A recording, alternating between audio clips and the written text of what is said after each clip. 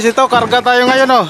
Ibang gawa natin ngayon, di tayo sa repair. Dito tayo ngayon sa scrap natin oh. Ito yung kinakarga natin kasi i-deliver natin bukas. Yan. Ito yung inuna namin, itong chassis sa Bongo mismo. Okay.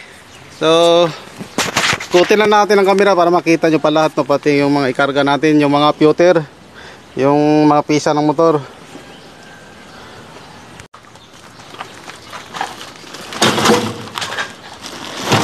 Yan. Ito halo-halo to. Patulad yan. Ito bilong to sa sulid. Ito. Yan. Okay. Ito yung sa junk shop natin ngayon. Tip natin. May mga sin din tayo dyan. Yero na luma. Yung doon. Pati yun doon. Mga plastic na segregate. So, maya-maya update ko kayo pag mapuno namin ito. Itong sasakyan natin. Yan. Kailangan magandang pagkain sa akin ito para medyo maliit na sasakyan to, para medyo malaki ang makarga natin. Okay, so inuna natin itong chassis, ito mismo kasi napapakabigat to. Yan, tapos inuna na natin dito yung mga siguro yan, pewter. Halo-halo na yan yung sasako.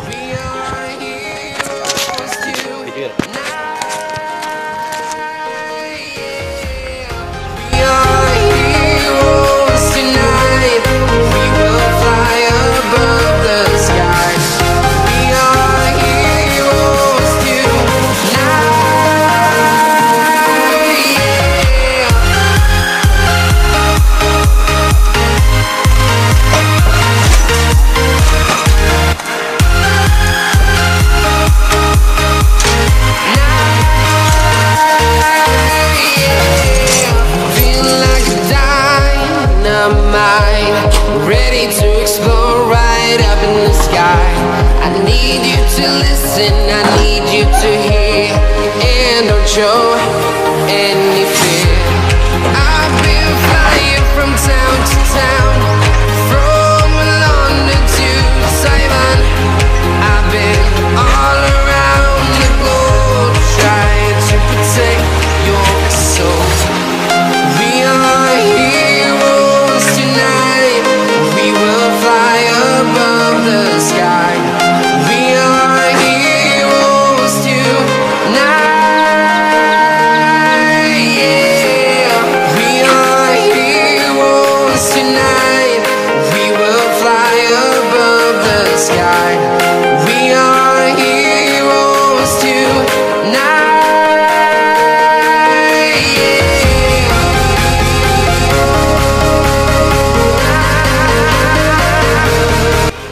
Bali, ito yung idagdag na natin mamaya no. Yan, nakasegregate na to. Ito. Yan. Ito yung mga board. Mabilang to sa IC board, yung mga motherboard no. Halimbawa ito, isang sako to na motherboard, saka ito, mga board din to.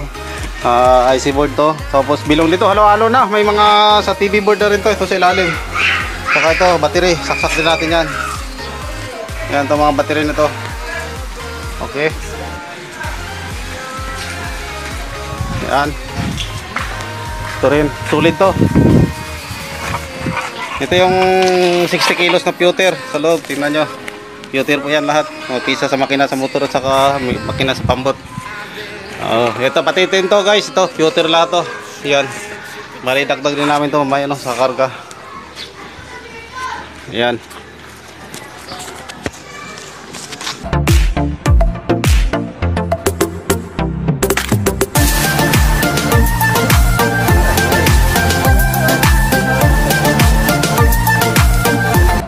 Snacks muna, snacks. Pahinga muna guys. Ito. Hanggat dyan ang nakakarga namin. Oh. Yan, marami pa ilagay dyan sa loob. Siguro, dalawang balik pa to sa sunod na itong iba.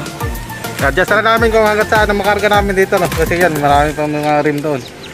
Tapos yan, medyo nakaangat na yung karga namin. Yan. Okay.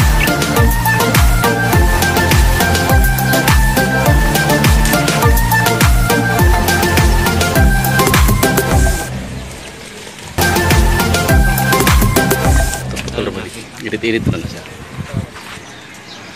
Wala ganda niya pang bangko ito. Dagan ba itong mga lata dito, mahal pinang lata. Okay, bali ito pa nakarga namin guys. Ito yan, tubo. malaki dito sa gilid. Yan. Siguro nasa 1 ton na to. Meron pang mga natira. Ito chassis. Yan, itong mga kalang nito, ilagay pa namin itong mga battery dito, yung doon sa kabila. Yan. Okay. Mayroon pang mga sako dito. Yan, mga light po yan, yung sa mga electric fan, saka rin sa motorcycle ito, light. Yan. Okay. Yung plastic at saka sin. Ito, radiator, sama na rin namin to. Yan, kasi medyo mahal din yan. So, itong plastic at saka yung mga lumang Euro, siguro sa next na trip na yan. Tingnan lang namin kung saan ang makaya dito, makarga ngayon, no. Saka ito, yan, mga light din yan. Okay. Yan, ito, rim. Marami pa itong mga rim na karga natin. Mayroon din dyan sa loob ng sako-sako. Yan. Okay. Yan, sinasabi ko na sako-sako. Yan, may sulit din dito. Ito, sulit to. Yan. Yan, light. Light. Ito, medyo marami pa yung targa dito.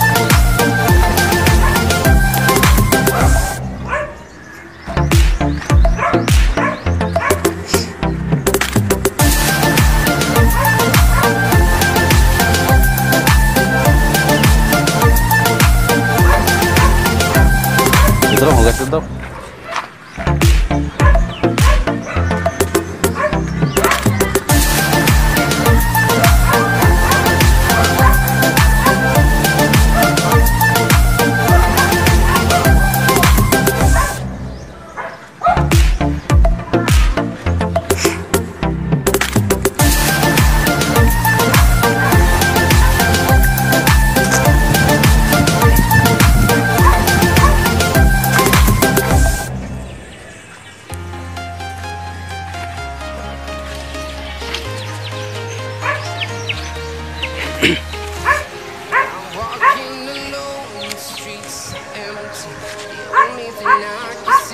Yan, ito mga light pa rin to guys, pero hindi na magkasya, no, hanggat doon lang, no, yung kinarga natin.